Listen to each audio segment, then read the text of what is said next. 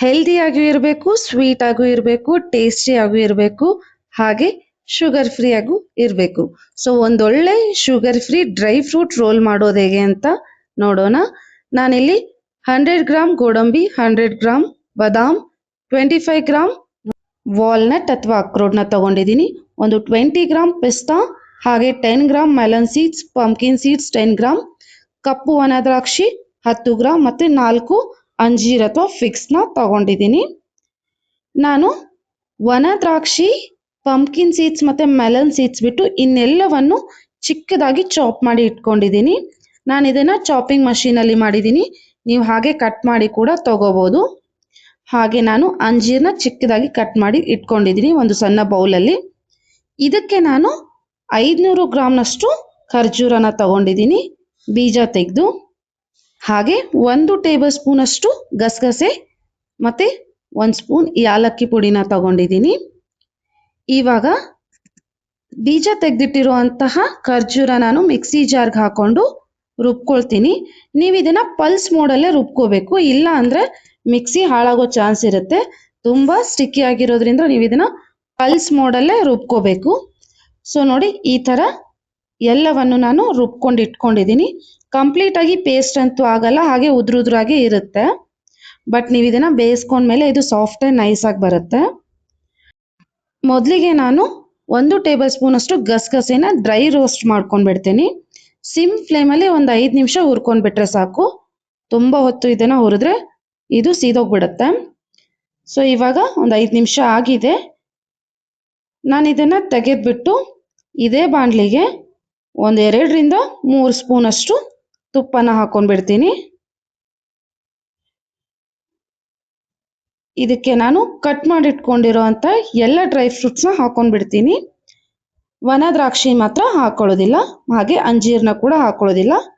ಅದನ್ನು ಸಪ್ರೇಟಾಗಿ ಹುರ್ಕೊಳ್ಳೋಣ.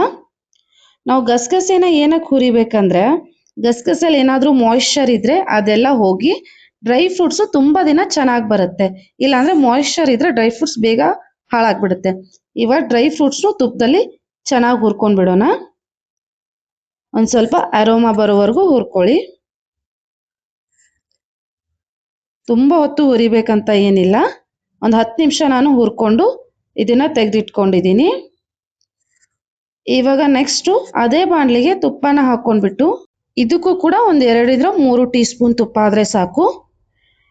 ನಾನಿಲ್ಲಿ ಮೊದಲಿಗೆ ಚಿಕ್ಕದಾಗಿ ಕಟ್ ಮಾಡಿ ಇಟ್ಕೊಂಡಿರೋ ಅಂಜೀರ್ನ ಹಾಕ್ಕೊಂಡ್ಬಿಡ್ತೀನಿ. ಒಂದೊಂದು ಅಂಜೀರು ತುಂಬ ಸಾಫ್ಟ್ ಆಗಿರುತ್ತೆ, ಒಂದೊಂದು ಸ್ವಲ್ಪ ಡ್ರೈ ಆಗಿರುತ್ತೆ.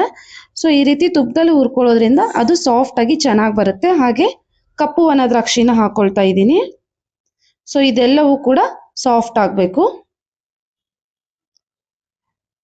ನೋಡಿ, ಇವಾಗ ಆಲ್ಮೋಸ್ಟ್ ಸಾಫ್ಟ್ ಆಗಿದೆ. ಇದಕ್ಕೆ ನಾನು ಪೇಸ್ಟ್ ಮಾಡಿಟ್ಕೊಂಡಿದ್ನಲ್ಲ ಖರ್ಜೂರನ, ಅದನ್ನು ಹಾಕ್ಕೊಂಡ್ಬಿಡ್ತೀನಿ. ಇದನ್ನು ನೀವು ಬೇಯಿಸ್ತಾ ಹೋದಂಗೆ ಇದು ಕೂಡ ಸಾಫ್ಟ್ ಆಗ್ತಾ ಬರುತ್ತೆ. ತುಪ್ಪನೂ ಹಾಕಿರೋದ್ರಿಂದ ಬೇಗ ಸಾಫ್ಟ್ ಆಗಿಬಿಡುತ್ತೆ. ನೋಡಿ, ಇವಾಗ ಇದು ನೈಸ್ ಆ್ಯಂಡ್ ಸಾಫ್ಟ್ ಆಗಿದೆ. ನಾನು ಮಾಡೋ ರೆಸಿಪೀಸ್ ನಿಮ್ಗೆ ಇಷ್ಟ ಆದರೆ ಮರೀದೆ ಲೈಕ್, ಶೇರ್ ಆ್ಯಂಡ್ ಸಬ್ಸ್ಕ್ರೈಬ್. ಈ ರೀತಿ ಹೆಲ್ದಿ ಆಗಿರುವಂಥ ಡ್ರೈ ಫ್ರೂಟ್ಸ್ನ ನೀವು ಖಂಡಿತ ಡೈಲಿ ಒಂದು ತಿನ್ನಿ, ಯಾವುದೇ ರೀತಿಯಾದ ಆರೋಗ್ಯ ಸಮಸ್ಯೆ ಬರೋದಿಲ್ಲ. ಇವಾಗ ಹುರಿದಿಟ್ಕೊಂಡಿರುವಂಥ ಎಲ್ಲ ಡ್ರೈ ಫ್ರೂಟ್ಸು, ಗೋಡಂಬಿ, ಬಾದಾಮಿ, ವಾಲ್ನಟ್, ಹಾಗೆ ಪಿಸ್ತಾ ಮತ್ತು ಮೆಲನ್ ಆ್ಯಂಡ್ ಪಂಪ್ಕಿನ್ ಸೀಡ್ಸ್ನ ಹಾಕ್ಕೊಂಡ್ಬಿಟ್ಟು ನಾನು ಇದಕ್ಕೆ ಸ್ವಲ್ಪ ಯಾಲಕ್ಕಿ ಪುಡಿನ ಹಾಕ್ಕೊಂಡಿದ್ದೀನಿ. ನೀಟಾಗಿ ಎಲ್ಲನೂ ಮಿಕ್ಸ್ ಮಾಡ್ಕೊಳ್ಳೋಣ. ನಿಧಾನವಾಗಿ ಮಾಡ್ತಾ ಹೋಗಿ, ಇಲ್ಲ ಅಂದರೆ ಡ್ರೈ ಫ್ರೂಟ್ಸ್ ಎಲ್ಲ ಹೊರಗಡೆ ಚೆಲ್ಲೋಗ್ಬಿಡುತ್ತೆ. ಸೊ ನೋಡಿ, ಈ ರೀತಿ ಕಂಪ್ಲೀಟಾಗಿ ಖರ್ಜೂರ ಮತ್ತು ಡ್ರೈ ಫ್ರೂಟ್ಸು ಒಂದಾಗಬೇಕು. ನೋಡಿ ಎಷ್ಟು ಚೆನ್ನಾಗಿ ಮಿಕ್ಸ್ ಆಗಿದೆ. ಇವಾಗ ಇದನ್ನು ನಾನು ಪ್ಲೇಟಿಗೆ ಹಾಕ್ಕೊಂಡ್ಬಿಡ್ತೀನಿ.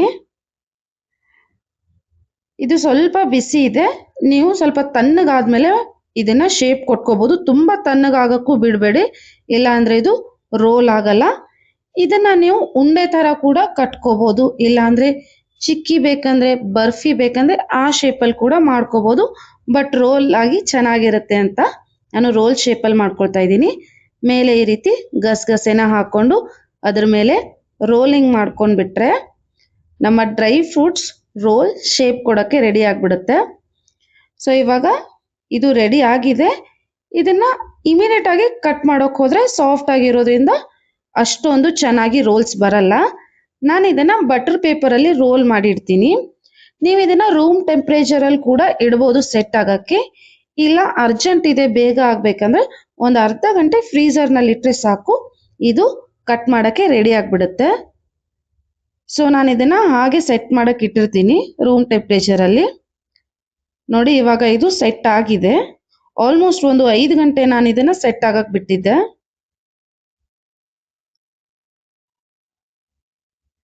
ಸೊ ಇದನ್ನ ಕಟ್ ಮಾಡ್ಕೊಂಡ್ ಬಿಡೋಣ.